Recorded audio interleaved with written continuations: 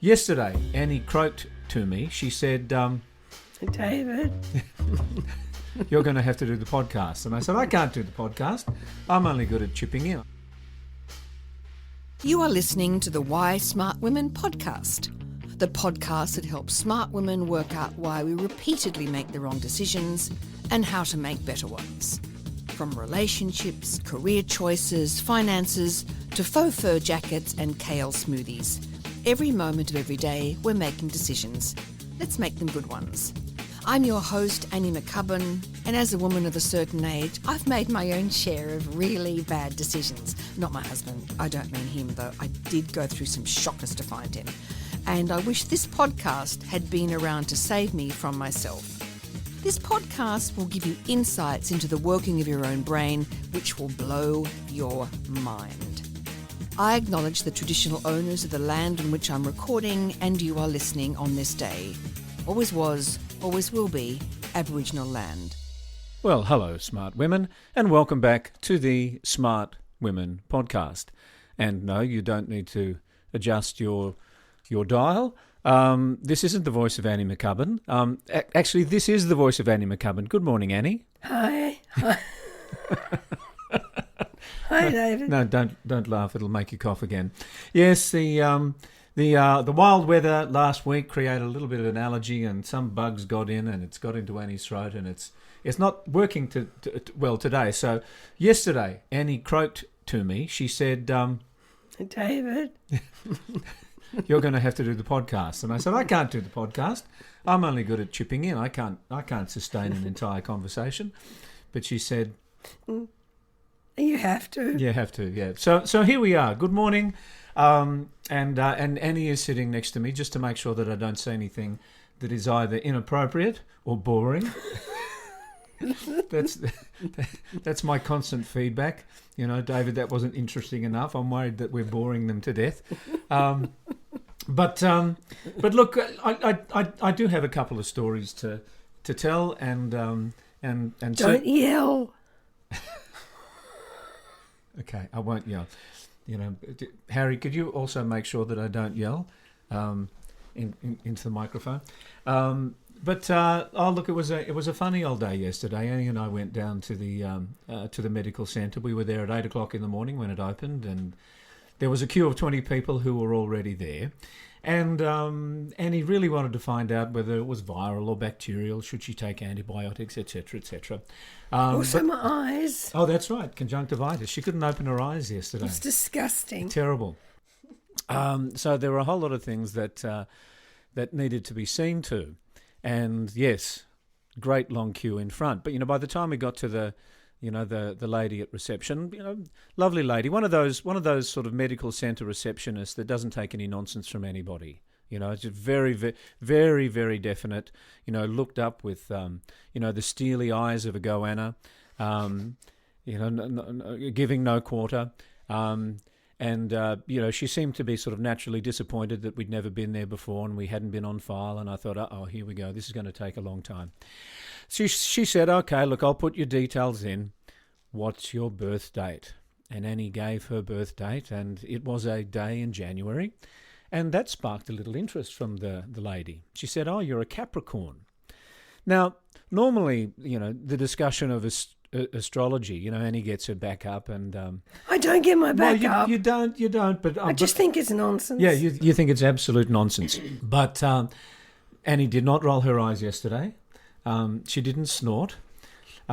She could see the bigger picture, and decided that a correction, that a dispelling of the nonsense was not necessary at this moment.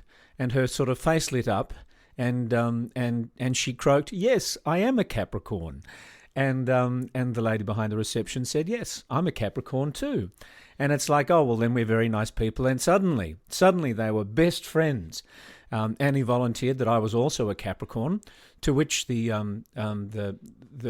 now warming up goanna behind the desk said, "Well, that's good. You two will get on well together."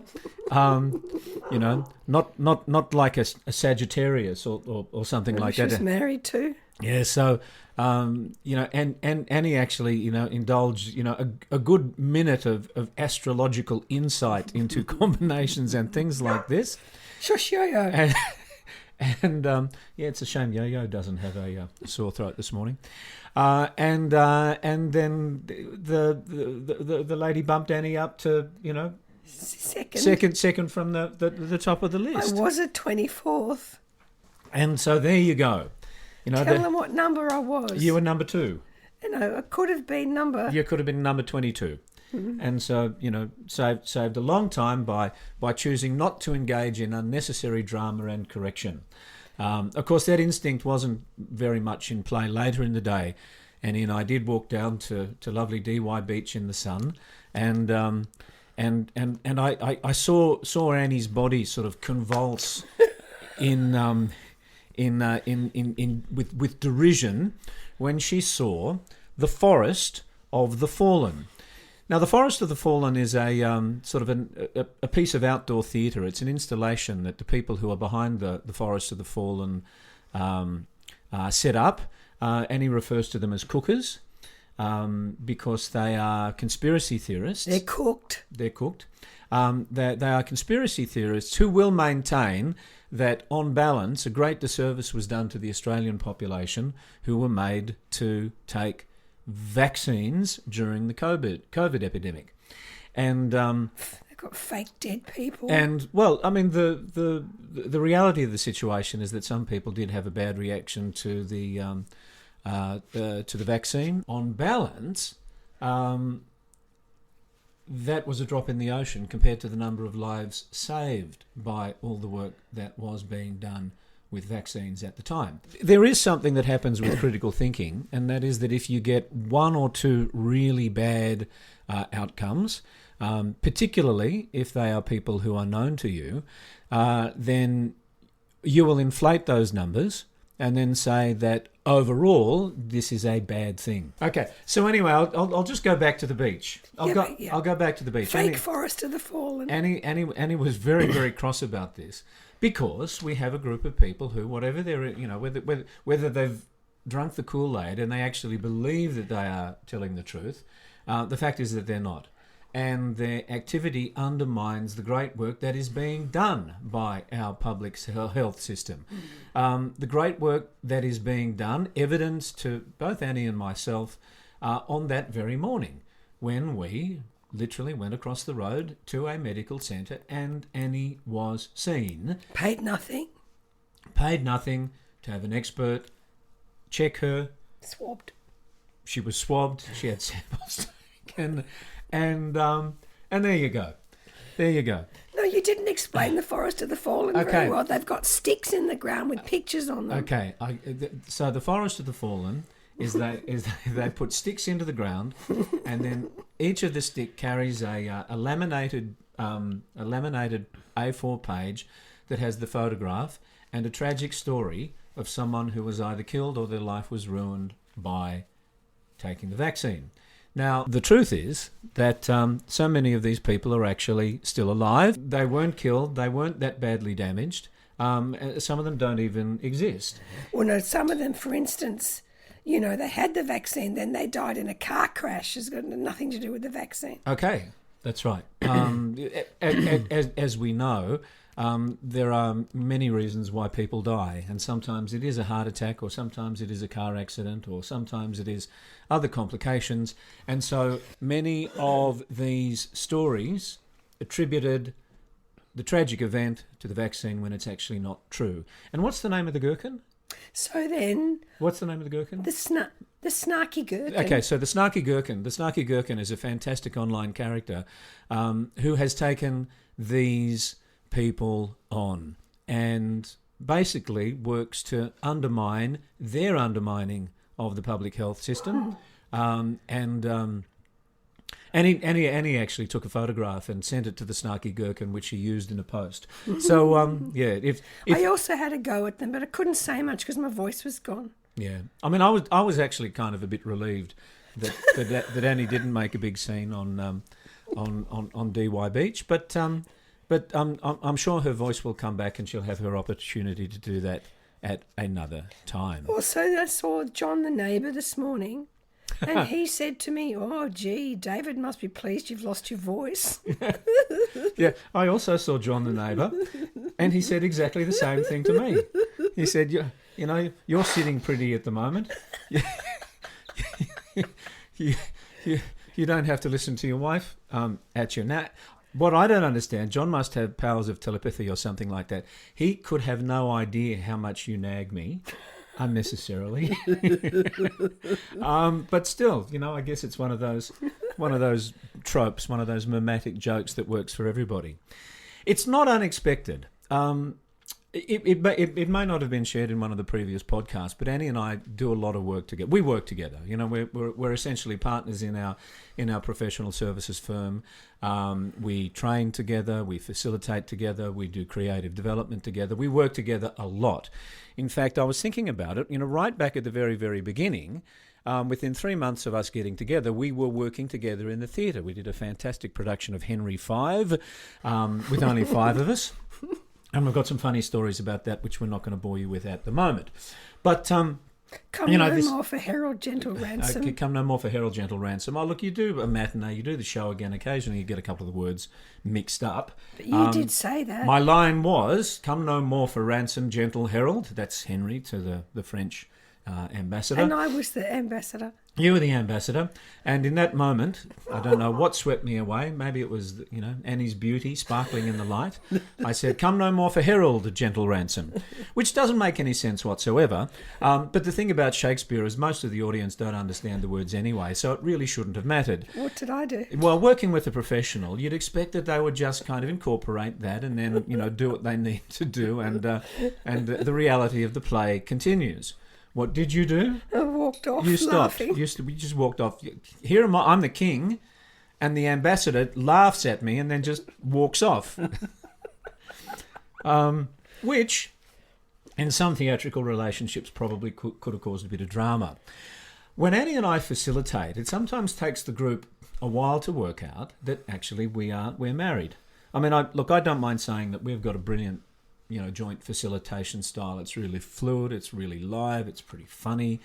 And what we do is we kind of slip in and out of dramatizations in order to bring certain ideas to life. So, you know, our kind of stock in trade is sort of relationship and performance, you know, leadership, communication, how you get the best out of people.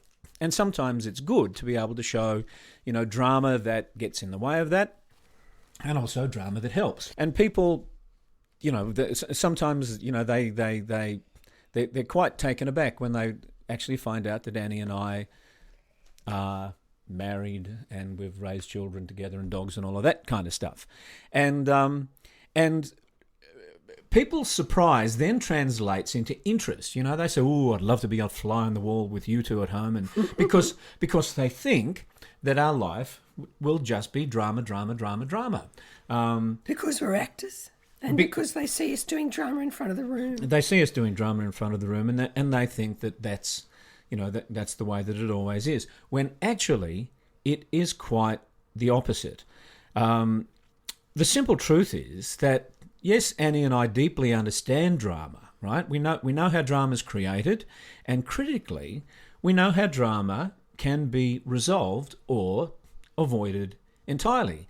And I think that probably, well, as much as anything else, is kind of like the secret to our success. We've been married for over 30 years now. I should hope so. Our son's 31. Yeah, okay, that's right. Oh, no.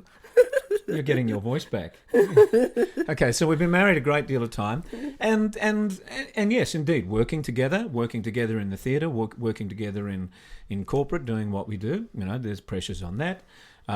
We had lots of dramas during pregnancy, and as everybody does, raising children and managing teenagers, and releasing our wonderful adult children into the world. So we've had a lot of drama along the way. But I think our capacity to see what creates drama, and also to distinguish between the dramas that are helpful and the dramas that are not helpful, is, I think, the secret to our longevity and the harmony that we pretty much enjoy. We're just pausing for a minute to hear a word from our sponsor. The Why Smart Women podcast is brought to you by COUP, a boutique training, coaching and media production company. A coup, spelt C-O-U-P, is a decisive act of leadership, and decisive leadership requires critical thinking. So well done you for investing time to think about your thinking. If your leadership or relationships would benefit from some grounded and creative support, if you want team training or a conference presentation, reach out for a confidential one-on-one conversation using the link in the description, or go to coup.co. Drama definitely arises when there are different realities or narratives. When people are convinced that the way that they see the world is the way that it is, when in actually there's another, entirely legitimate reality, that creates drama. And it can do that in a funny way, like Gogol's The Government Inspector. It's an old Russian play where, a fool arrives in town, but everybody thinks he's the government inspector. And because there are these two sort of competing realities, there's a comic drama that arises from that. When you look at a simple conversation, you can see that drama is created by pace.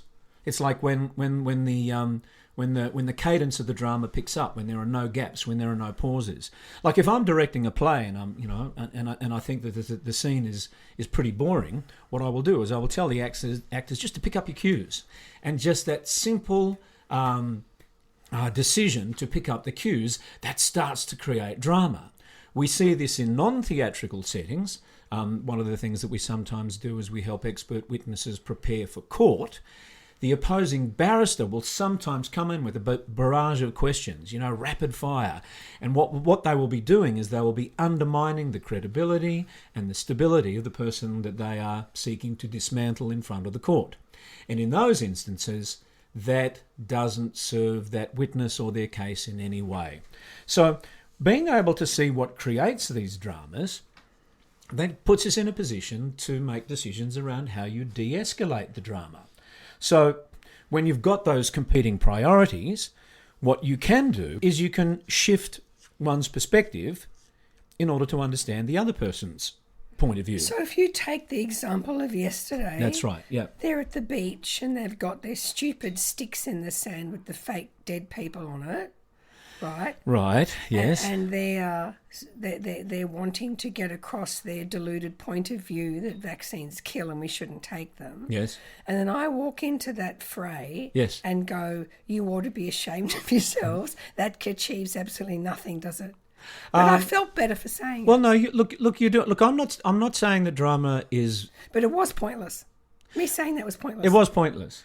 Yeah. Yeah. They just looked at me with sort of the dead eyes of the Walking Dead. Yes. So with some perspective, you might accept the reality that you weren't going to achieve much with those people yesterday.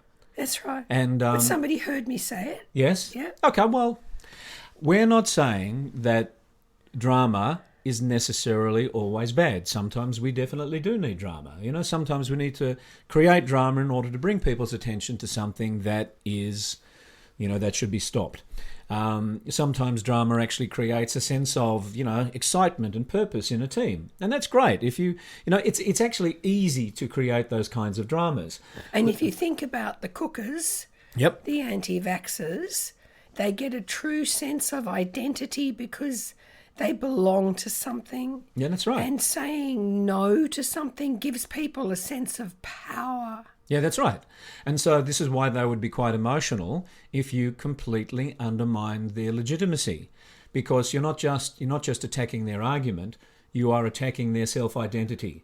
Yeah. You're attacking their source of power. Identity protective cognition. Yeah, well, identity protective cognition is a phenomenon that has been described by psychologists who are able to test and observe that people will sometimes have their intelligence co-opted by the need to fulfill a certain identity. Like the cookers. Sometimes, and what's interesting about this is that we might say, well, they're pretty dull, they're not very intelligent. If this is the way that they have to get their power in the world, and then, they're not very smart. But that's not true. That sometimes identity protective cognition It doesn't matter how smart you are. If a certain reality challenges your sense of identity, the human brain is prone to discounting that particular perspective so that you get to retain your identity. So if you've got an identity and something challenges it, Yep. so you're going to discount that challenge. That's the point of it, Yeah. isn't it? Yeah. Right. And this is what happens in the internet, isn't it? With bubbles. Oh. Internet bubble, yeah. Yeah, okay. Algorithms. Well, the whole phenomena of internet bubbles is fueled by so many factors. It's not just that you only see posts that subscribe to what your preferences appear to be, Confirmation bias. but the human element of that is that, so it's not just the algorithm. The human factor is that you get a dopamine reward when you see something that aligns, that corresponds, that maps onto the beliefs that you already have, and so you get an even stronger sense of who you are. And let's just consider the power of really getting a really strong sense of self. A strong sense of self is the anchor that helps people to manage a whole lot of challenges of life. And so it's understandable that people would want to be exposed to things that increase their sense of self. The danger is that if you increase your sense of self by subscribing to absolute nonsense, then your life goes in a less fruitful direction. But just on the theme of being able to de-escalate drama when you know that it's not actually helping you. Look, one of the things that you can do is to shift your perspective to understand where other people are coming from. Sometimes the dramas that we escalate, the truth is that they don't help us, move in the direction that we want to. Sometimes they do create feuds, and they do create distractions that come back and haunt you and give you things that you need to deal with in the future. They can create great silences between partners, right? Married partners, because no one knows how to resolve it, right? Yeah, 100%. And so, the potholes, the traps that drama creates, they are numerous. And if you want to avoid those, if you get the sense that you are engaging in a conversation or a debate or even an argument in order to win, then maybe that's the moment to step back and bring the temperature down a little bit. So, when you've got competing priorities and that's causing the drama, the thing that you can choose to do would be to shift your perspective and try to demonstrate that you understand where the other person is coming from. It doesn't mean you need to hold their perspective. I mean, she could just go and she could call them cookers, and you could say, you should be ashamed of yourself. You're undermining the health system. You're only doing it for your egoic value. Very easy to create the drama. So let's imagine she didn't want to create drama. She wanted to have a conversation. She could shift the perspective to understand their viewpoint. Why are you here? Why have you given your Sunday to make this protest? She could connect to the higher value or the common goal. We really want to keep everybody safe. Isn't that right? Yeah, that's absolutely right. You could clarify, what their story is. So you just want people to make informed decisions. Okay, that's right. And I tell you one thing that will help to de-escalate the drama is to simply slow down the conversation.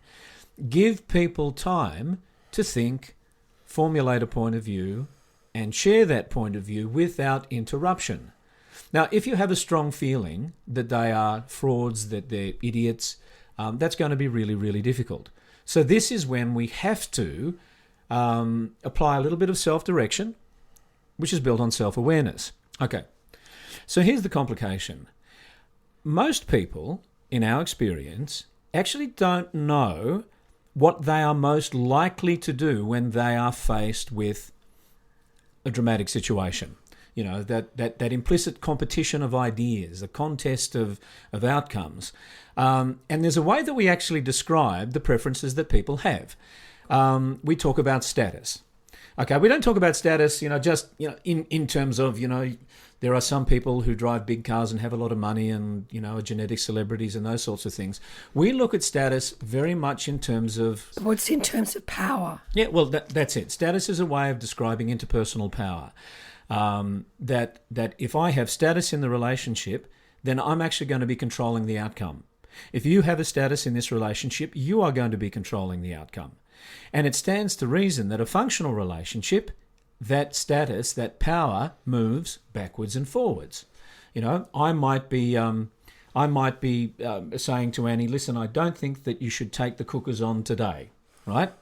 I don't think it's good. You'll just get upset. You've got a sore throat. You should be resting yourself. Don't invite an argument that you don't want. Now, that's me trying to exert status over Annie's behaviour.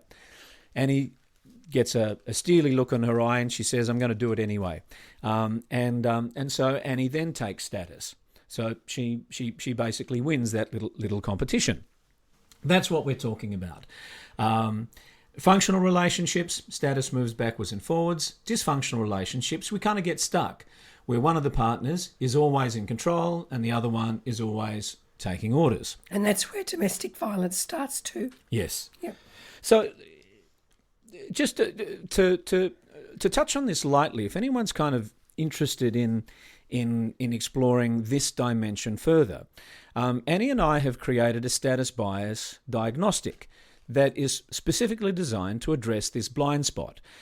It helps you to see how you instinctively respond with power and status. When you're under pressure. Yeah, when you're under pressure. And look, why would you want to do that? Well, it equips you to be able to steer away from unnecessary drama.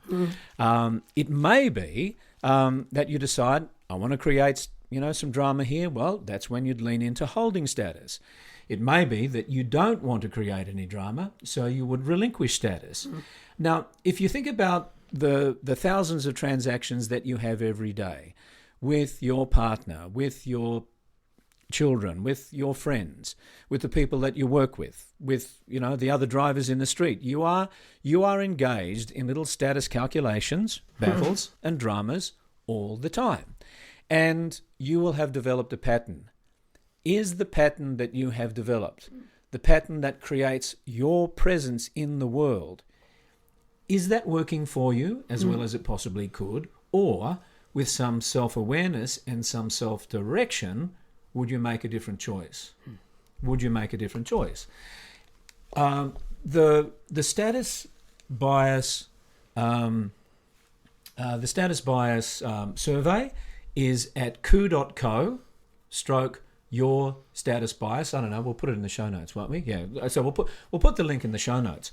If you're interested in working out what your relationship is to this concept of status, and if you'd like to have a chat with Annie or I about it, take the survey.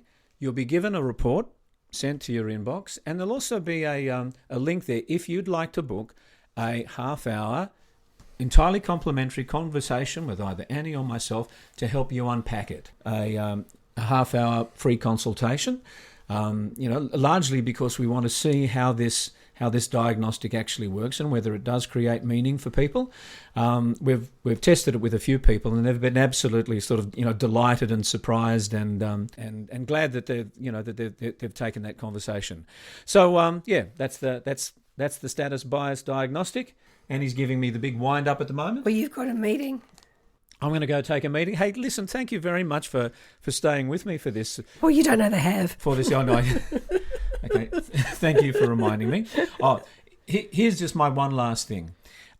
If you want to avoid unnecessary status dramas with your spouse, the one piece of advice, don't keep score. Don't keep score on anything. Don't do the, oh, look, I've worked really hard today and therefore I deserve to have dinner cooked for me. Or I've emptied the dishwasher 3 times this week, I deserve to have a day off. That kind of thought process often creates drama because it creates a score which creates resentment. So that's my sign off. So you can now say good afternoon, everybody. I hope you have a nice day. Good afternoon, everybody. I hope you have a really nice day. The sun's shining here in Sydney, and stay safe. Stay safe. Keep your critical hat on. Keep your critical thinking hat on. And don't create drama when your wife is telling you exactly what you should be saying. Okay. Bye for now. Bye. Thanks for tuning into Why Smart Women with me, Annie McCubbin. I hope today's episode has ignited your curiosity and left you feeling inspired by my anti-motivational style. Join me next time as we continue to unravel the fascinating layers of our brains and develop ways to sort out the fact from the fiction and the over 6,000 thoughts we have in the course of every day. Remember, intelligence isn't enough. You can be as smart as paint, but it's not just about what you know, it's about how you think. And in all this talk of whether or not you can trust your gut, if you ever feel unsafe, whether it's in the street, at work, in a car park, in a bar, or in your own home, please respect that gut feeling. Staying safe needs to be our primary objective. We can build better lives, but we have to stay safe to do that. And don't forget to subscribe, rate and review the podcast and share it with your fellow smart women and allies. Together, we're hopefully reshaping the narrative around women and making better decisions. So until next time, stay sharp, stay savvy, and keep your critical thinking hat shiny. This is Annie McCubbin signing off from Why Smart Women. See you later. This episode was produced by Harrison Hess. It was executive produced and written by me, Annie McCubbin.